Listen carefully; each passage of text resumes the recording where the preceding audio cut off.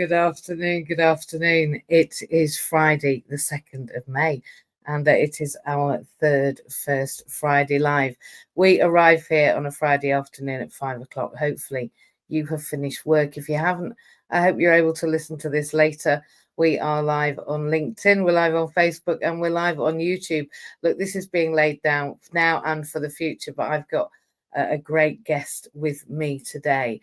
I'm going to invite her onto the stage in a moment, but today we have got a two-time Paralympian. It's a bit of a habit we've got going on now. 2 out of 3 of our guests have been Paralympians. Maybe we're getting a Paralympian club going on. I'm not sure. And we've also got Anna. She is a TEDx speaker as well. Something I am yet to do is a TEDx, but I think we all should do a TEDx, to be honest.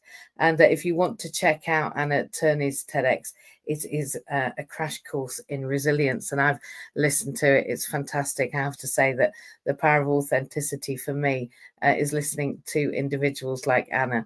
So without any further ado, on this first Friday live, I'm going to welcome Anna Turney to the stage, and I'm going to ask her to introduce herself. I am so excited. I hope you are. We've got an hour together. Let's see what we can hear. I'm excited for this. Anna, good afternoon. That was easy. I managed to do that without messing up. Can you hear me? Can you see me? Yes, you're such a pro.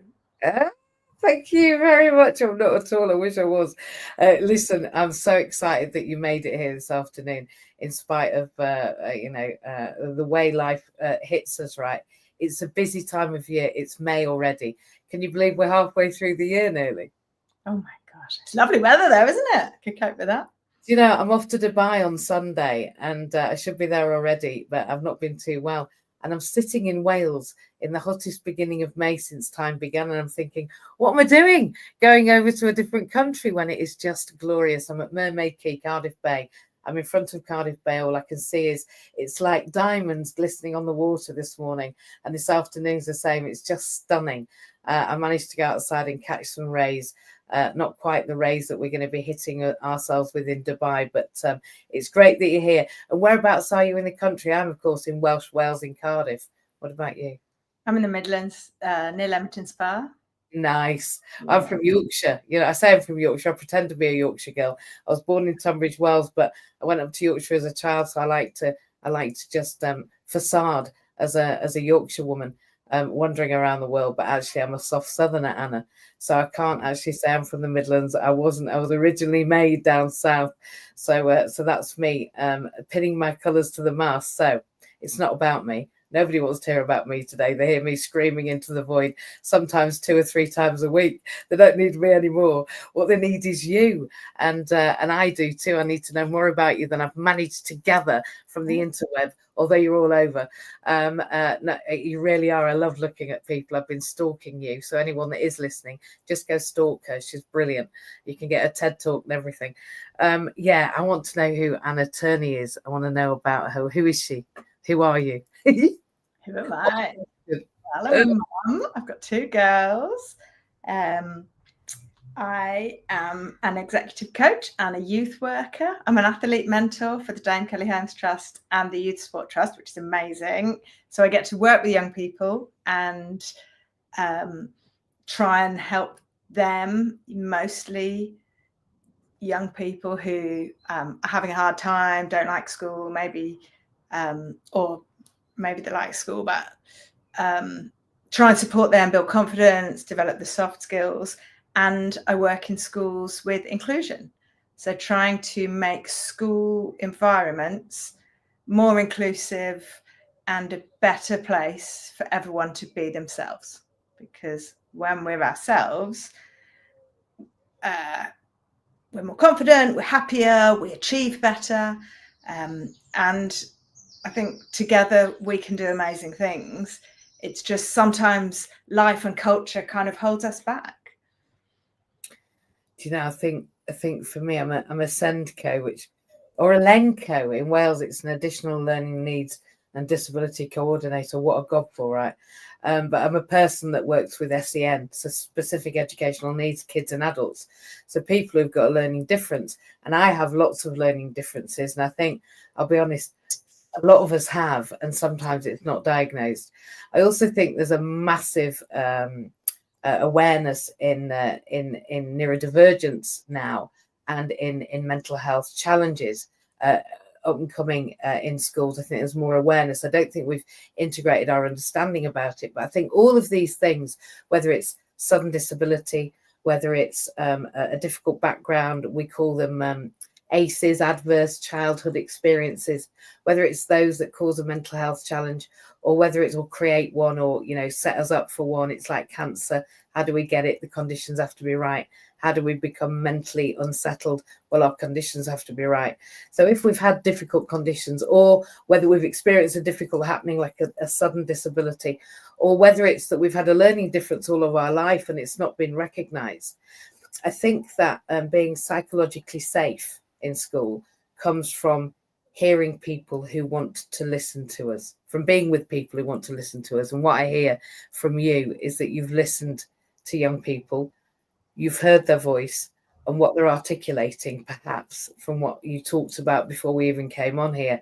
And that's what's exciting about getting to know you, is that what I hear is that you say, or you said to me, that we really need to listen to their voice. Yeah, I think there's a lot of taboo around difference, whatever that might look like, you know, whether that's protected characteristics or unprotected characteristics. And that we've a huge history of just ignoring it. Just don't listen, just get on with what's normal, and put the blinkers on. But actually, we can learn so much. So one of my schools up in Leicester, last week, it was before the Easter holidays, I turned up with some newspaper and some sellotapes, just a normal thing to do. I said, right, let's get into groups. Here's a paper. You have to build the biggest tower that you can that stands upright for 10 seconds. And so they chose the groups, they got on with it. And these young people have got special needs, special educational needs. So some of them have autism, some of them chose not to be in the room and to do it in their own room. And the another two groups with ADHD and autism, they built their towers eventually, and they were amazing. And we, you know, stood them up, counted the 10 seconds. And then I went into the other room to see the other children with autism who'd chosen to do it separately. And I've done this in businesses as well. This was phenomenal. They built the tower starting from the ceiling. So they stuck it to the ceiling and they built it downwards. And for me, that really highlights, like, we've not listened in the past. Like, people have not been heard. But if you look at that, you think, wow, that's phenomenal. If we can bring open-mindedness and different ways of seeing things, if we can open our ears to different people's ideas, we can come up with the most phenomenal, amazing ways to see the world and do things differently and better. I'll tell you what, I've got something exciting to tell you. I went to Antwerp to the BuzzyNet conference, who I'm keynote speaker for next April. And this is helping teachers become more educationally inclusive and be more entrepreneurial. And they did the same activity before I arrived. Yeah. And so I only saw the little videos of the groups that had done it as a real bonding and understanding how people think. And I think it's a phenomenal activity. Now, the interesting thing is neurodivergence and neurotypicality, the two groups, when they work together, the common research shows that when you mix them together, they're like, it's really annoying to do this task, to be fair, because you have a bottom-up thinking and I have a top-down thinking. So when we try and do our thinking together, I annoy you and you annoy the hell out of me. Now, because you separated and allowed them to go where they wish to go, so made a reasonable adjustment about how that activity carried out, what you actually got then were your top-down and your bottom-up thinkers, and they literally built up and down. So they were a top-down and a bottom-up thinking group that literally showed you that in the activity you did.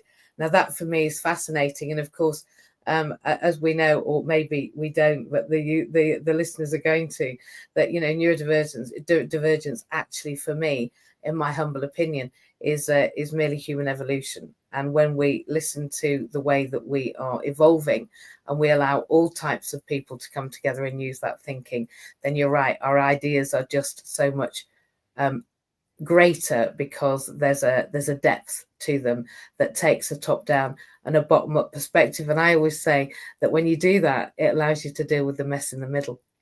And I think if we don't, we miss a massive trick. So I think what you just shared there is genius, because what you allowed to happen was allowed people, enabled people, facilitated people to be exactly who they are, and psychologically safe enough to have their own ideas. Yeah. So thank you. And listening to those individuals' voices and allowing us to be who we are, that authentic self, for me, allows us to resonate, vibrate at a level, at a frequency, because we are all receivers and transmitters, aren't we? At a frequency that allows people to see, hear, and value one another.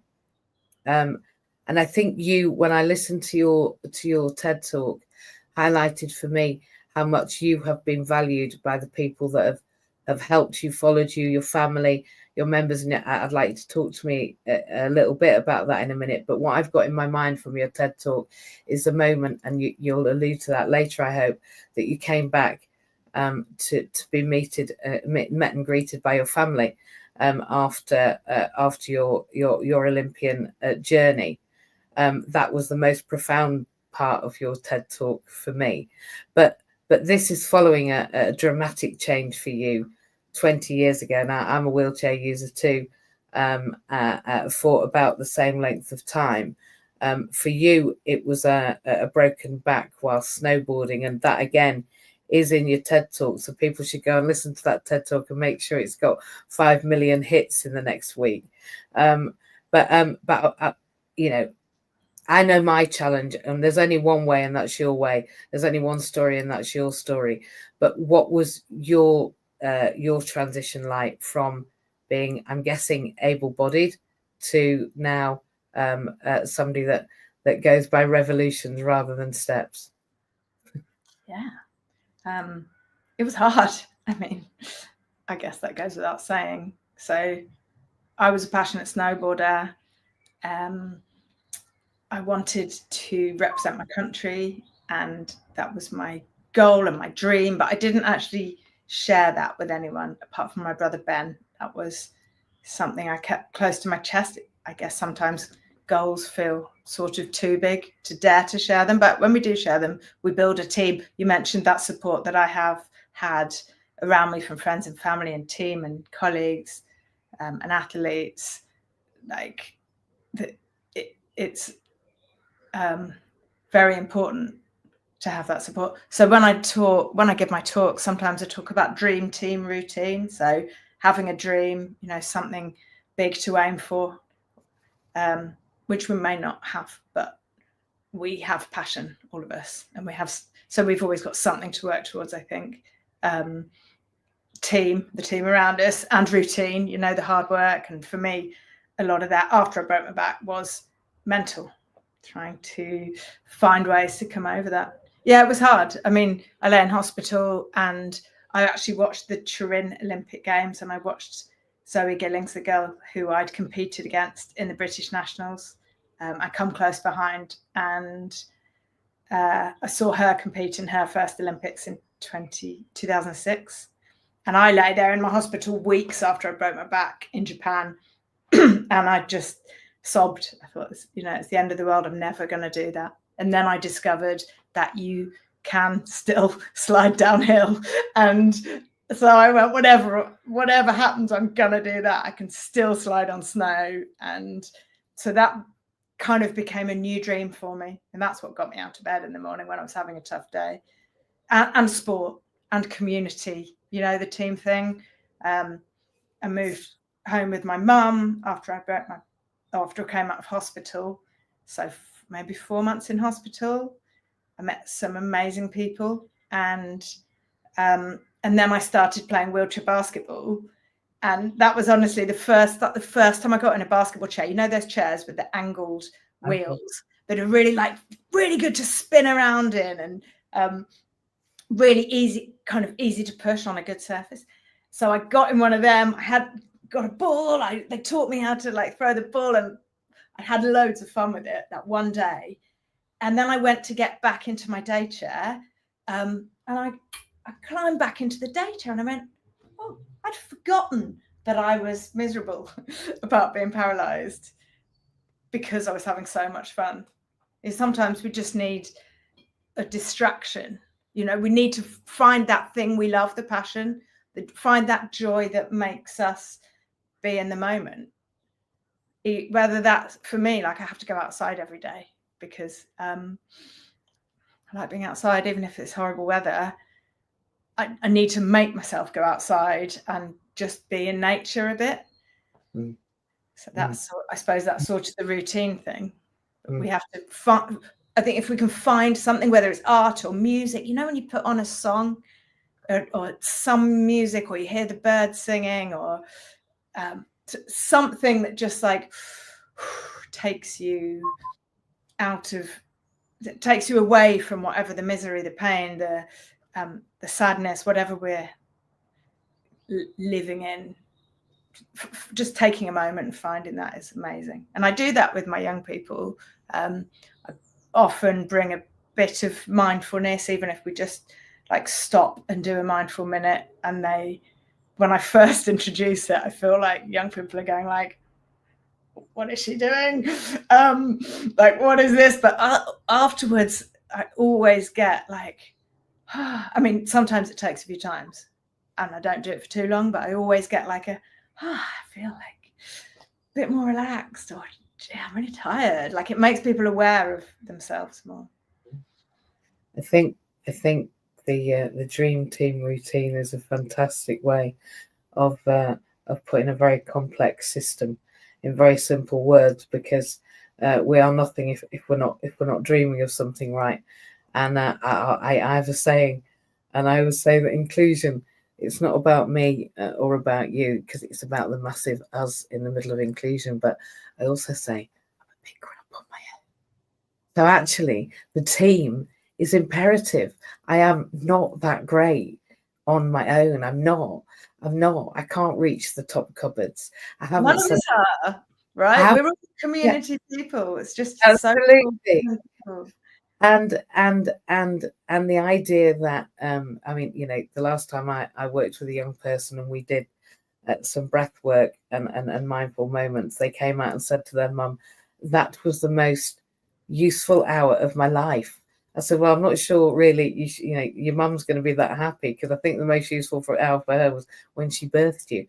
But I think that young people definitely need or deserve a moment to be able to come back into their bodies. And I think in relation to the going outside and grounding in nature, I think for me now, I'll talk about me being disabled, I sometimes feel like my body's owned by other people, and coming back into my own body and not being a subject of medical, attention or comment, picking up a doctor's letter or whatever, it's difficult to remain in our body. And I think that for young people as well, whilst there's so many expectations on them, I think it's difficult to remain in our body. And I think when we are mindful and we take a moment out and find that joy moment. I remember working out with the Paralympian Karen Dark, that hand cycles existed. Well, I didn't know that hand cycles existed. Nobody had ever taught me that there was a thing I could do, which was cycle with my hands. So when I realized that, then I did create a team and did a marathon with my hand cycle. So I get well done. Fast and being free in those chairs that allow you to forget about what it is that you were doing just before in your day chair. Interestingly, I've got 4 wheelchairs as well. I say to people, what do you mean you only think I've got 1 wheelchair? Do you have 1 pair of shoes? On that thing, I feel really fortunate in many ways, because I am. But when I lived in Japan, I was teaching out there, I started practicing yoga. My friends were doing it, so I joined a yoga class, and that's been like a constant.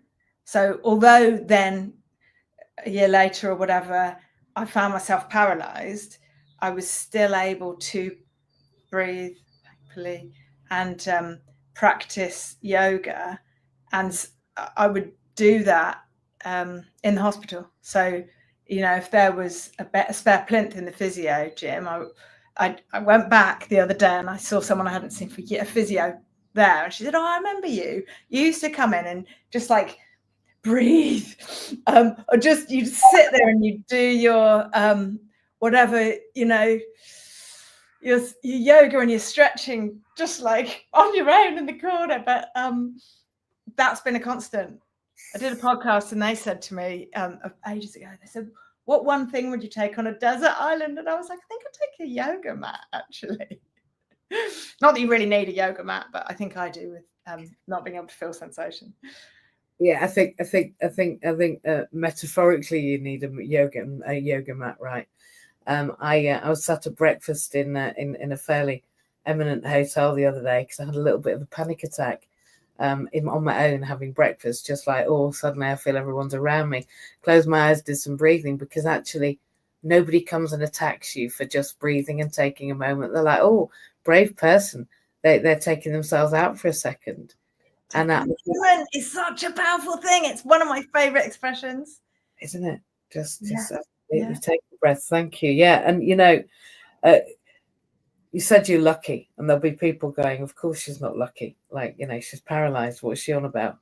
But I think that we talked before we came on about, I said that anything that ever happened to me, and there's been a few bits and pieces, have opened up a world that I didn't even imagine existed. And it leads me really importantly, because people want to hear, and so do I, and where would you believe, like nearly halfway through the hour and it feels like we've just arrived, right?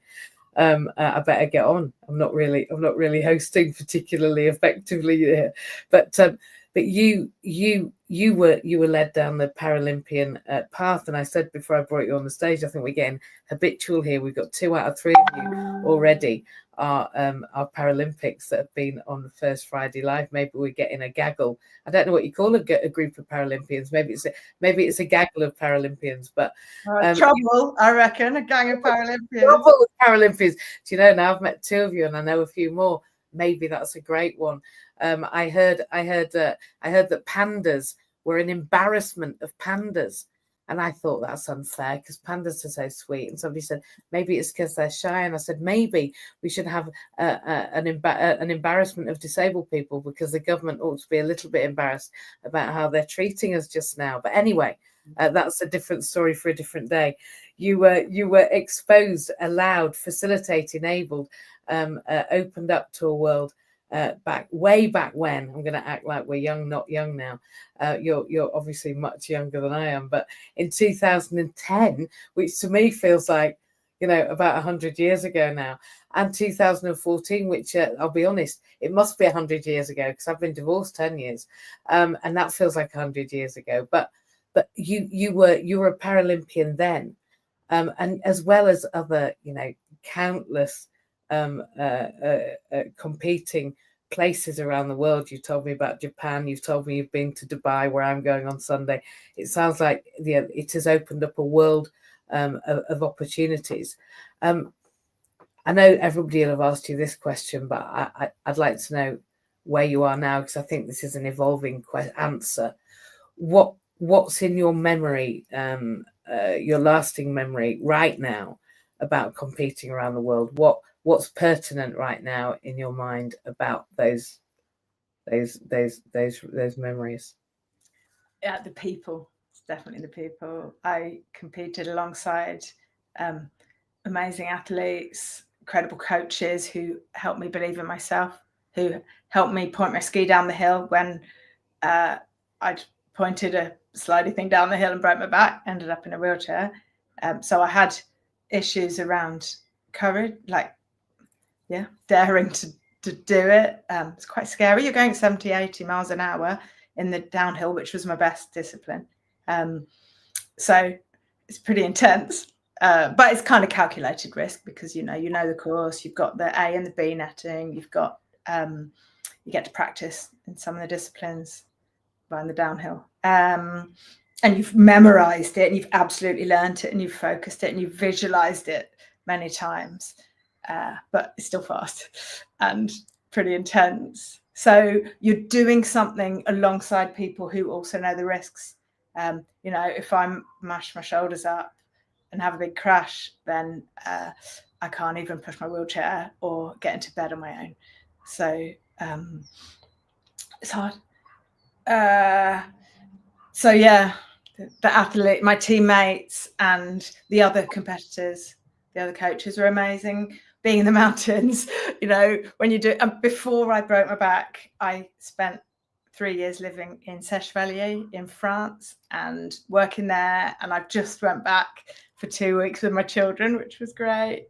It was amazing, and saw some old friends and was back in the mountains. But being in the mountains for me was really special. You know, it's hard being an athlete. And for me, I wasn't very well funded. And so financially, it was really hard. Mentally, it's hard. You've got the coach going, do this, do that. And you're really trying, but sometimes you're just not doing it. And all you want to do is get better. You know, you've set your goal there and then you achieve it. And then you've got the new goal here and you don't necessarily celebrate it enough. So sometimes it's really hard. It's really brutal weather. You're up at the crack of dawn. You're really putting your body through it. You're exhausted. And so every day I decided to just look up at the mountains because you're in this magnificent place. And I'm so pleased I did that because I miss it now. And I just went back and like found myself back in the glorious mountains, and it's wonderful. So I think there's something to be said for just sometimes life can be really hard and really brutal, but usually I think there is something positive, or we can look at something, or if you can't see, you know, you can feel or appreciate something. I think that the point is, I'm glad I made the decision to each day just take a moment, like you said, and appreciate the fact that I'm here, even if it's really flat light and I can't see the mountains. I still know I'm in them, and it's the same here. That's why I go outside every day. You know, I think that's profound, both physically, like literally, and also the idea that we're always in the mountains, because whether we're going uphill or down dale, whether we're on the top or at the bottom, whether we're in the middle, it's all about the journey. Actually, more and more as I've gone through my time on this planet, I've realized that it's not about what I achieve. It is about the journey, even though I always thought actually it was about achieving my goals. But, you know, all good things, especially those that are so intense, like you've just described, the early mornings, the intensity, that always push the next step. I mean, you retired from that, right? And you retired from competitive skiing, at least. Yeah, but I'm still involved I'm not involved in skiing. No. But I'm involved I work with athletes. Yeah, so you got new goals, didn't you? I mean, the thing is, whatever we've done, and I think on average we have 4 careers now in a lifetime. So I always say, you know, you've not actually made up your new career yet. I'm very interested, just as I'm going to drop this in for the future, I'm very, very interested in noetic science. Now, I hadn't even heard of the word noetic science until, you know, only a few months ago. And yet I think I'm a noetic scientist. Interestingly, not even got into noetic science yet, but I believe that there's a future in that for me. So you move from being a competitive athlete, and I've met some, and they can be very, you know, hyper-focused, but it looks like you found a whole host of new dreams to take you to new places. So where did you go after that? Just for, you know, for me, really, I want to know. Yeah. I did the youth work throughout. So I worked with the Dame Kelly Holmes Trust. I met Kelly in 2010 when I first started, and did that throughout. I'm working at the moment on a program called Evolve to Thrive, which is mentoring athletes who are going into and through retirement, because retiring is a transition. And I kind of had 2, because I broke my back and I had a big transition out of being able-bodied and out of being a snowboarder. I broke my back doing a race. I was trying to become a professional snowboarder, And then I retired from skiing, having not won the Paralympics. I won World Cup medals. I did pretty well now, looking back. But at the time, finishing 4th in the world felt like absolute failure. And Sadness, really. yeah, I couldn't really see how I would go into schools and talk to young people and go and coach businesses and that sort of thing, having failed myself. But as you know, we learn loads more from failure. And I did a program called First Steps, which is another athlete transition program, which was amazing. Exploring identity and purpose and like, who am I as an athlete? And who am I going forward? Because, you know, we all have you said about having 4 careers, we have different aspects to our personality. And like, when I was an athlete, I felt like strong and dynamic and brave and all these things. And I felt really lost when I stopped being an athlete. But I became I got pregnant very quickly, which was amazing. And I was really excited, and I told everyone, and then I had my first miscarriage. And so that was another big setback, which I got support for. And Good. But I had and then my next pregnancy ended up with my little girl Sylvie, who's now 9, and now I've got a 4-year-old as well. So, who's just learned to ride a bike. So such a joy. Yesterday I was in the park with her. You know, it's beautiful weather, and there she is pedaling a little bike. That's incredible. I'm a mum of 3 myself, and I think parenthood is a gift for some of us that we. I don't think I always appreciated every day the gift of motherhood as I should have done, particularly on those sleepless nights and long days. But that's fantastic. Yeah, I think we wear different suits in different spaces and different places, and identity, like when people come out of the forces or move careers, or, you know, any transition for anybody is massive, but more when you've been in the public eye and everybody's had their eye on you. And I remember also from listening to footage from you, you know, at the point that the accident happened, just how much even the commentator was invested in the disappointment, actually, that things hadn't been better for you. And I crashed in Sochi. Yeah, I crashed twice in Sochi. Exactly. You know, ski racing, like you're on the edge. And that's life, isn't it? We're always on the edge. We're making babies, or making history, or making a new career, or going on to a new project. It's all as important, because the journey is the learning, and the learning is, as you so eloquently put, actually, the failure. What can I mention? Anything you like. True Athlete Project. Yeah, that's please. another project I've been involved in. Tell me about them. Quite a few years, which has really grown. It's an international. They have an international mentoring scheme, which I mentor on, and I'm a liaison and a safeguarding lead. But basically, we have loads of athletes who mentor young athletes, but it's really unique, because it's saying, look, sport is an amazing thing, but let's make it more inclusive. Let's bring more empathy in. Let's perform at the very highest level. So we have a performance module in it, but we also have a module on nature, a module on connectedness, a module on like identity, a module on mindfulness. So we're really trying to help these athletes be kind of rounded individuals and happy and okay in themselves. And also when they're not okay, they can reach out and find the support they need, because we have to look after our wellness and our mental health. So that's an incredible thing to be part of. And I want to bring this more into schools and school sport, and say, look, so many young people give up sport when they hit puberty, especially girls, and it doesn't have to be like that. sport, yes, it can be a competitive place, and we can like help those performance athletes to be really good performance athletes, and they will be better performance athletes if they're happier and more themselves. So, and we can help everyone enjoy the pleasure of movement and enjoy movement. So we tackle the obesity crisis and all that, the lack of movement, by encouraging people to move and like find the movement they like. We can make sport good and fun and enjoyable for everybody. That's what I really care about as well.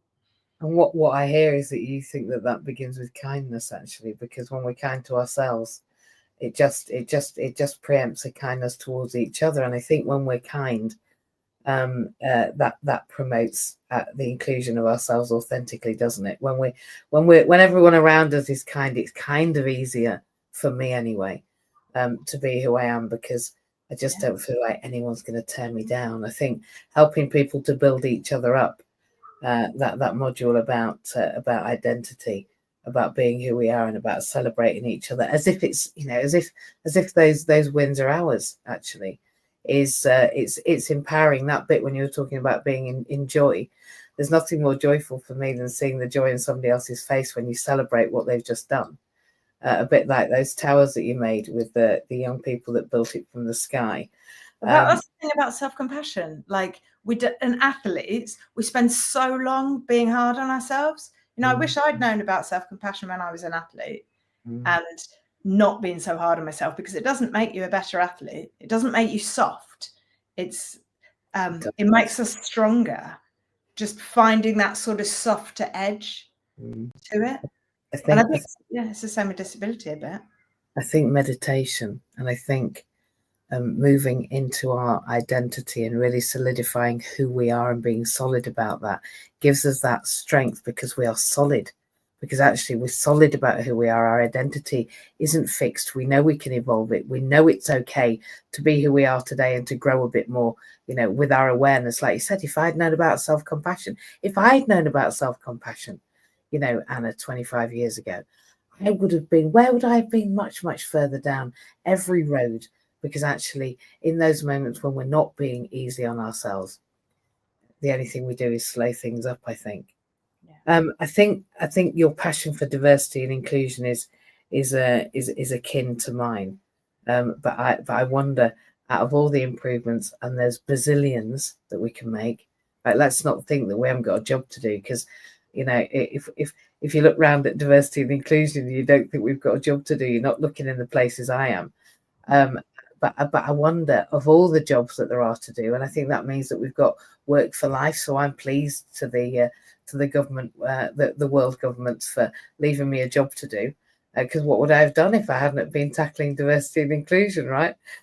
So given that we've got such a big job together to do, what do you think are the biggest improvements that need to be made? I mean, inside and outside of sport. I mean, have you got any opinions about which is the most important? And I think it's hard to choose between, right? Because there's so much to do. I think we have to create space so that people can share and talk and listen to them. We have to make it easier. We have to open our ears. I can't find the right words, but you're speaking. We close people down. Do you know what I mean? And we don't, or we listen and then we just go, right, okay, and don't really take people seriously, or really listen to what's going on, because they are the experts in their own experience. And we live in a culture where we're not necessarily that open to listening.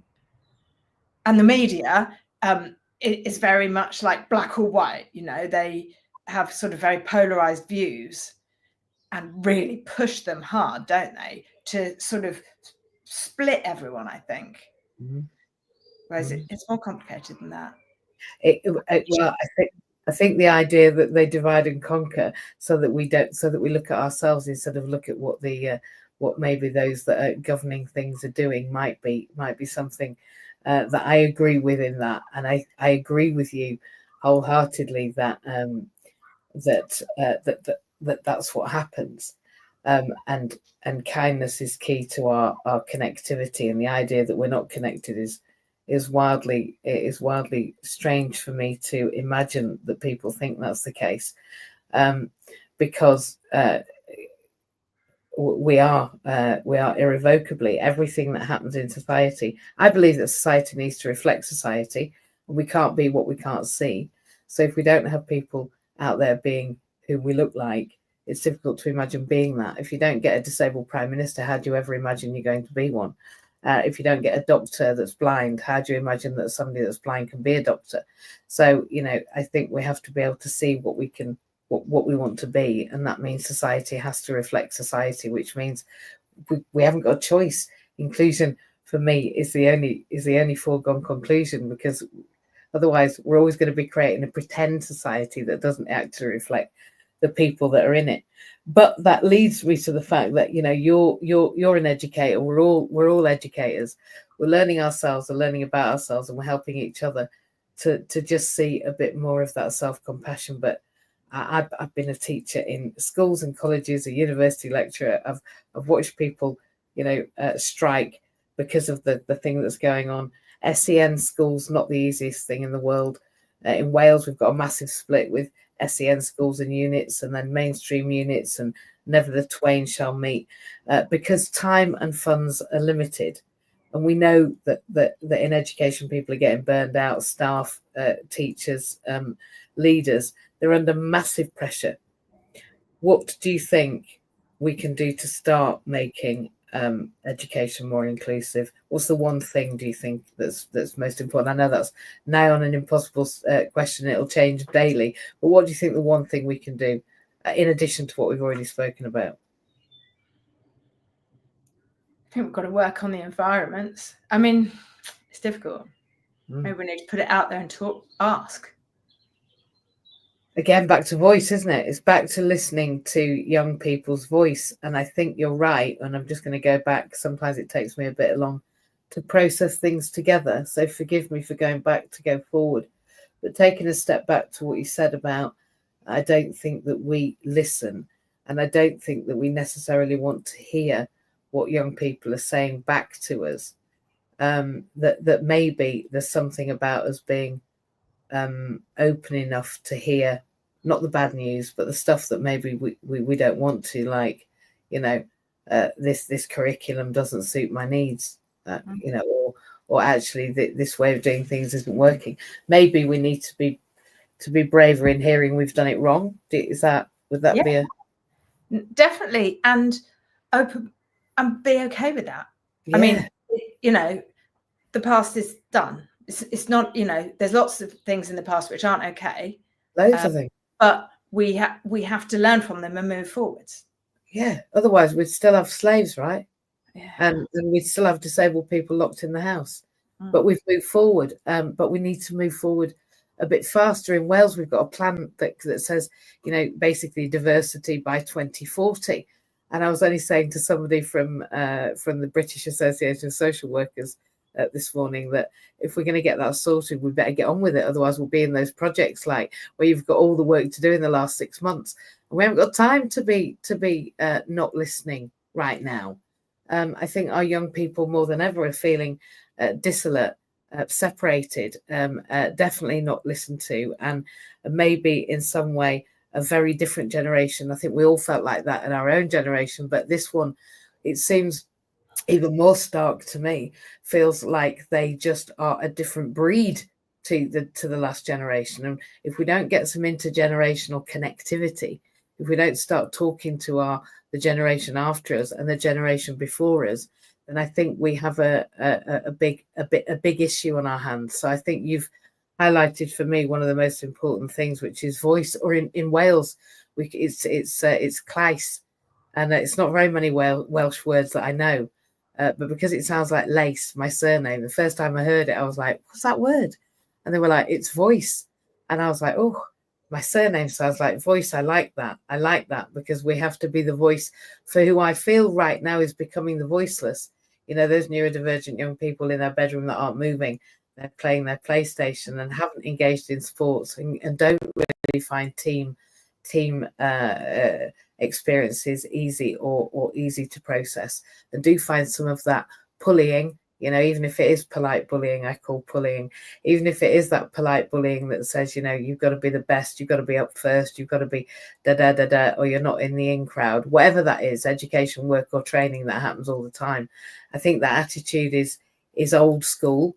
And I think the modern way, the new way, I think the real way is to allow everyone a voice and a place and a space at the table. And I think that in sport, in work, in professional, in social work, they're not used to disabled social workers, and they're not used to. Sorry? Yeah, I think we're scared to talk. We're scared of misspeaking. We're scared of getting it wrong. We're scared to talk about these things that we've grown up. Don't mention that, like the C word. My grandma used to say, I'd say, what? She'd say that you weren't even allowed to say out loud, and we called it the C word. And disability, or what we're called in the UAE, persons of determination, even those phrases. Like I say, everyone's determined, but I've got to be determined to get over the built environment. So, just getting on a plane or a train or a bus or moving through the world. And I just think that we do need to talk about these things, because if we want people like you and me to go to work, we have to help us to move through the world, not necessarily just on a ski or on a hand cycle. So we've got to speak, and we've got to be transparent. I think we're so worried about speaking. Let's just be clear. Let's just be say what it is. Yeah. And young people are much better at this than us. So good. They haven't got these layers and layers. I think it's like peeling back an onion, getting a person to be, who they are and authentic to themselves, and really speak about those goals. You said to me right at the beginning, I didn't like to speak my dream because maybe they seemed, for me, the word was audacious. Maybe my dreams were too audacious for somebody like me. I've certainly sat and felt that my audacity in the capacity to which I dream is quite magnificent. And so I think that to dream so big and to speak that out loud, even though, abracadabra means to speak into being. So if you believe the Sanskrit, the abracadabra is actually, I speak this into becoming. So maybe we're frightened of speaking our dreams just in case they actually start happening. And I think that you are helping young people to speak their dreams, even if it's between you and them, then to speak them broader than that, and then in their groups, and then out loud. And I don't think we ever know the impact that we have. Those towers you made with those young people, it won't be, people have said to me, it's not what you do, MJ, that people remember. It's how you made them feel. And I think that when they were allowed to go and build it from the ceiling, and they were allowed to build it from the floor, they really knew that you were allowing them to feel as they wanted to, and they'll remember that. I truly believe that. Now, we are unbelievably in the last quarter of this, and I feel like we've only just like arrived. I want to be here really till about 9 o'clock tonight, but we're not allowed. We get thrown out at 6 o'clock from this club. I think it's 6 o'clock today. Yeah, it is.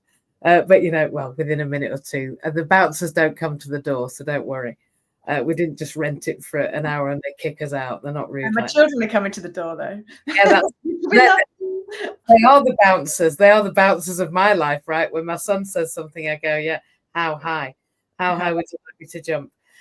So just a little, tell me what you do at the moment in your day, because my days change in the seasons. They say they change for lots of reasons. They change in the holidays. But give me, you talked about routine in that dream team routine. What goes into your routine that you think is important? Well, I've been doing yoga, not every day, but I'm trying to do it every morning, most mornings. And if I don't manage that, I get up and I make a cup of tea and I just sit for a minute and look out the window and just try and notice how I am and what's going on for me. So a little bit of mindfulness. I done some mentoring today with one of my Evolve to Thrive athletes. I'm working with another athlete later this evening. I've been to the doctor with my child. I've done the school run. I've looked back on my Evolve to Thrive notes about, no, not Evolve to Thrive, the other one, First Steps, the athlete transition training. And I came across an amazing quote, which Lawrence from the True Athlete Project shared. It's from Boyd Varty, who was a Lion trainer. You might have heard it. But it's I'll tell you it. I don't know where I'm going, but I know exactly how to get there. So he's a lion. Did I say lion trainer? I didn't mean that. I meant a lion tracker. So he'd find the lions. But it's basically saying, listen to your intuition. Oh. No, there's a lot to be said for that. We might not see the dream ahead of us that we're striving towards, but we'll see the signs. We'll feel the signs. What you were saying about the energy, you feel the people you want to connect with. There's real power with that. So I do some executive coaching with Think It Out, who's a great setup. I go into schools next week. I'm back in my schools, working with my young people. Yeah. Lots of bits and pieces and different things. Listen, I've never wanted to do one thing. People have always said, why do you have so many arms to what you do? And first of all, you need 7 income streams to be a millionaire. Now, it's not about me being a millionaire, but that only 0.2% of female founders are funded at board level, but only 0.1% of disabled female founders are funded at board level. So I think that actually we have to go out there and show we can earn, because as disabled women, or people of determination, as we're called in the United Arab Emirates, I believe we have to, in the words of my colleague, we have to go and make a beep lot of money.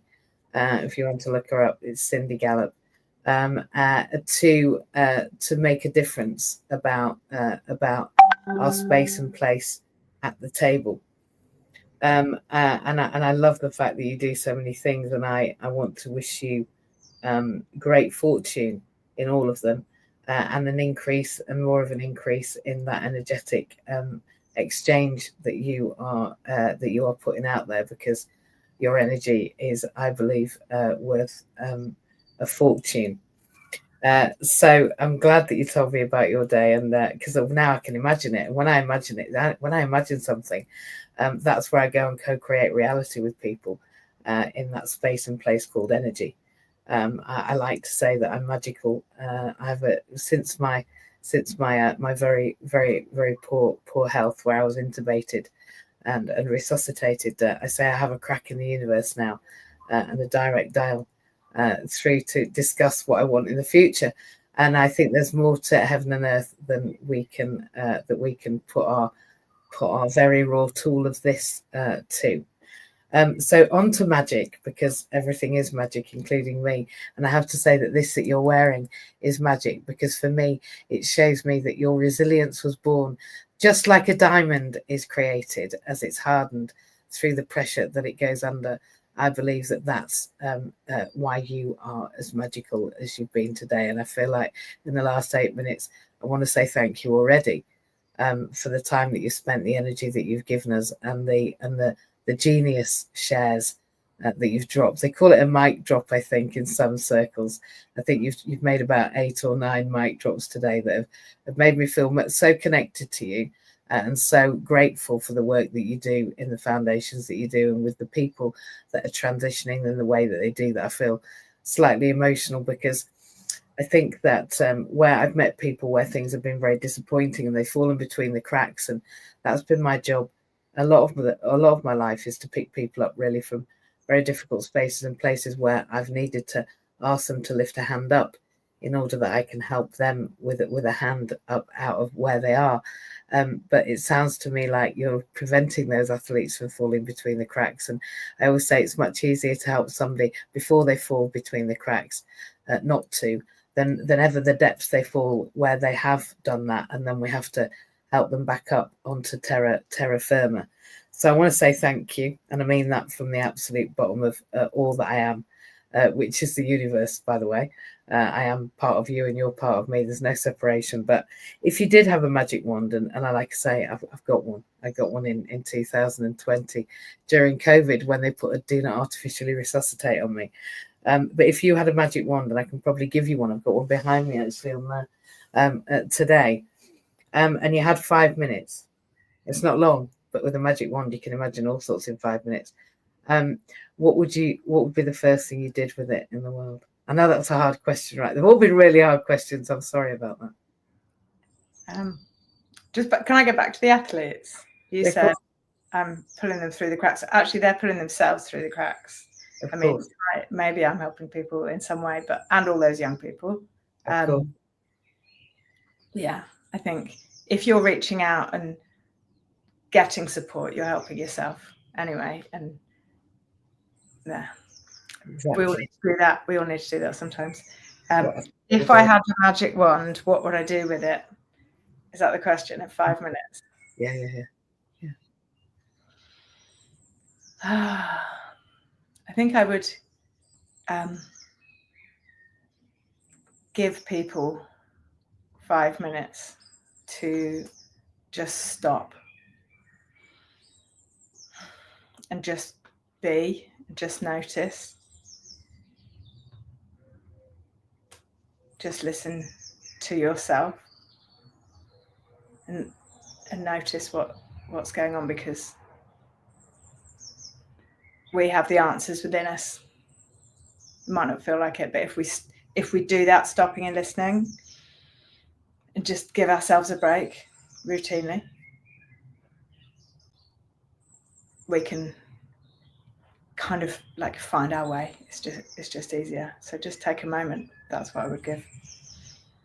And I think I personally don't think time exists, right? In the real sense, but when we do, I believe that in that space, we collapse time, because in that space we can make real sentient decisions that are listening to that voice deep within us that we hear calling. But I think it's easy to ignore that deep-seated voice we've got, but we don't hear it easily until we do stop. So I think it's not necessarily thoughts either, is it? It's feeling. It is. Getting back in your body, like you said earlier. Yeah. Sometimes thoughts can be going, and they're not necessarily. They're just thoughts. Yeah, right? Thoughts. We don't have to listen to them, but if we can just stop and notice, and even so when I wash my hands, I try and use that as a moment to just feel the sensations and just stop. And when I brush my teeth, just be and just check in with myself. Experience yourself, because it's so easy to live in a space where you're outside of yourself and feeling who you are, being grounded. It's back to that great yoga and practice being with yourself just for a minute, whether it's sat on the loo taking a moment, or you're listening to that song that makes you jiggle, or thinking about taking a breath outside. It is just checking in with yourself, isn't it? And in the last couple of minutes, and you can take as long as you like for this, like I say, the kids might come, but if people wanted to find more about you, and of course they will, and that's any athlete that's going to transition, how do they get in touch? And anyone that wants to work with you in an executive function, executive coaching way, and of course those that want to book you on their podcast and pay you a living fortune for being there, because that's what you're worth. I think if people wanted to find out more about you, how would they get in touch, apart from to get in contact with me, and I will pass them any details that you give me? How else can they get in touch with you? Are you on LinkedIn or anything? I'm sure you must be, right? Yes, I'm Anna Turney on LinkedIn. Yeah. Any other way, or is that the best? I've got a website, Anna Turney. I'm Ski Race Anna on all other that'll be exciting. Social media. Still clinging on to being a ski racer. I don't know. Just my friend who's in marketing, Becca, set it up for me back in the day. Yeah, back in the day, right at the beginning when absolutely. Ski race Anna, so that's me now. I'm all right. I'm still a snowboarder. And you're still a racer, right? You're a life racer. But I love the fact that you talked about, just just pacing it and thinking about stopping and taking a moment for yourself. I want to say thank you for a second time. Because I couldn't be more grateful for you giving up this very precious time when you've got kids. Every hour is a precious hour. And I'm grateful for you spending it with us. This is going to be out on all sorts of media, podcast, Spotify, you name it, probably in as little as long as a month, or as long as little as a month, or however we need to say it. It won't be long. But it's here live. People want to get in contact with you, they should. And I think that everyone wants to go and watch your TED Talk, because it's one of the most authentic spaces where I've seen a person that was actually in their body whilst they did it, which made me experience your felt sense. And now it's in my mind almost as a movie. So thank you for being who you are. Thank you for joining us today. Thank you for being the second Paralympian. I can't wait until we're saying, and now it's the 100th, and Anna was the second one. You'll be in the top 100 Paralympians on this first Friday Live. You can go and collect me the other 97 now. Thank you for being here, and thank you for being resilience itself, but also just lovely. Thanks. Take care, my love. Thank you. Bye, everybody. See you in a month.